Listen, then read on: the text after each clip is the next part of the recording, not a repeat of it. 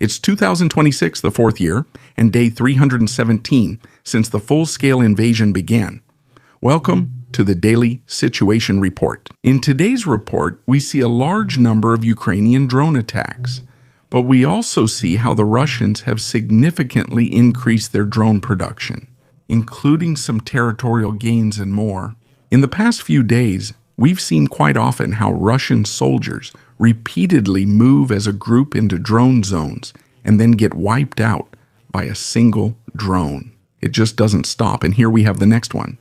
What we're seeing here is a good example of tactical improvisation under resource shortages, with correspondingly high risks. A light, unarmored squad bike has exactly one military advantage: mobility. However, this advantage is completely negated when 4 soldiers in full combat gear are put on it.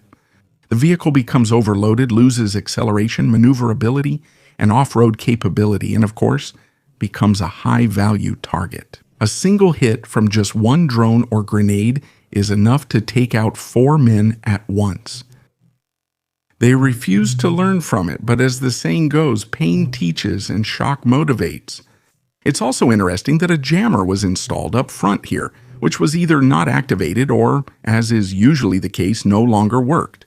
The Russian company joint stock company Energia in Yelets is one of the main manufacturers of chemical power sources in Russia and supplies both the civilian and military sectors. They produce batteries and energy systems for aviation, navy, and military technology, including parts for precision weapons and drones. A drone strike on this facility is therefore of high military significance and was successfully carried out last night. The Russian defense industry's critical energy systems production chain is directly impacted. There is no specific information on the extent of the damage so far, but a large full-scale fire can be seen at the plant. Near Alkavesk, Luhansk region, a fatal traffic accident occurred involving Russian Colonel Erich Selimov, commander of the 136th Motorized Rifle Brigade member, died. According to Dossierspion, the vehicle carrying the colonel and 3 of his bodyguards collided with a van belonging to soldiers of the 88th Motorized Rifle Brigade. Selimov and his 3 bodyguards died at the scene. 2 88th Brigade soldiers were seriously injured and are in critical condition. The incident occurred in the rear area without any involvement from Ukrainian forces. We still remember the 136th from many past battles. The fact that they have now lost such an important leadership position will certainly hurt them. And then, you could almost say, due to friendly fire. In Usman in the Lipetsk region, there was a fire at an oil depot after Ukrainian drones hit it.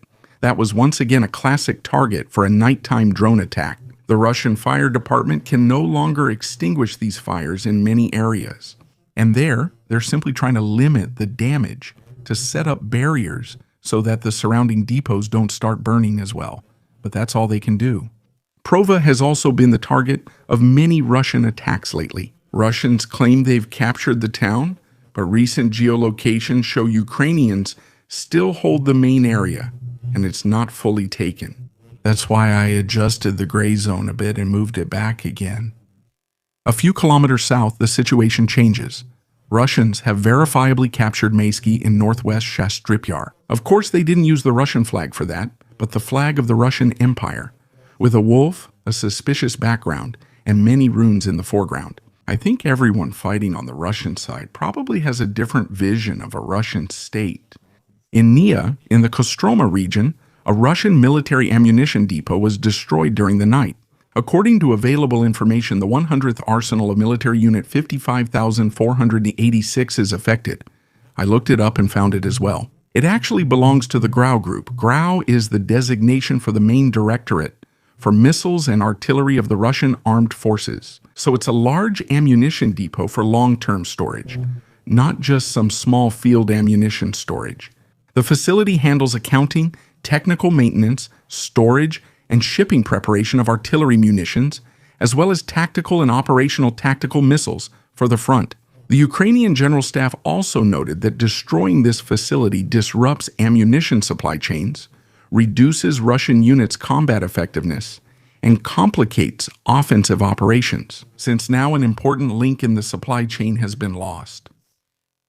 even though it's not clear for how long.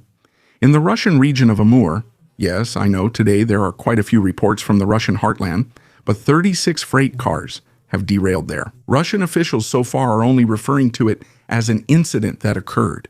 However, there are increasing indications that it could be a targeted act of sabotage, most likely again by Atesh, already responsible for most disruptions and explosions on Russia's rail network. According to the Ukrainian commander-in-chief, Russia is now producing over 400 Shahed drones per day. If this figure is correct, it's not just a minor side note, but a shift in quantity.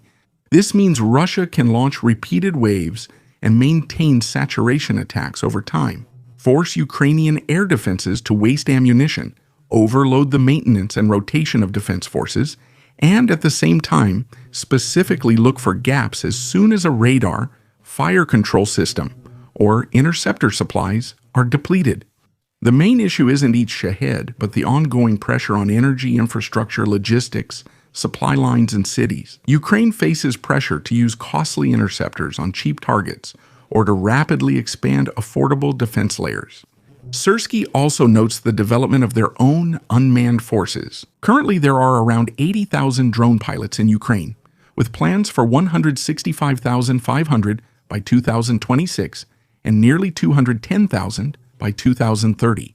Of course, this means that there is a major structural change taking place. Drones will no longer just be an add-on or a tool, but an independent branch of the armed forces with personnel and reconnaissance, first-person view drones, electronic warfare, maintenance, training, target acquisition, and battlefield management. For the front, this means denser reconnaissance, faster reaction times before strikes, and increased drone industrial warfare. Failing to consistently adapt radio discipline, camouflage, movement, and logistics makes you visible and vulnerable in daily operations. Russian soldiers are hiding everywhere, which makes sense given these images from the heart of the death strip. You know that the front is no longer a clear line these days, but in some cases, it's a corridor up to 40 kilometers wide, dominated by drones and artillery. In this corridor, soldiers can now only move in very small groups and cover just a few hundred meters a day, not many kilometers, until you find the next shelter, the next cover, the next foxhole, or like here, the next hiding place. Movement only happens at night or in bad weather. Of course, that's if you want to survive, and you stay put during the day, exactly when the drones dominate the sky again. Some pilots specifically target these hiding spots, thanks to all subscribers, channel members, and the Algae crew. Special thanks to Lieutenant Colonel Renneke, Robert Ziller, Dietrich, Freddie, and Meyerhofer. Please subscribe, like, and comment. See you in the next Situation Report.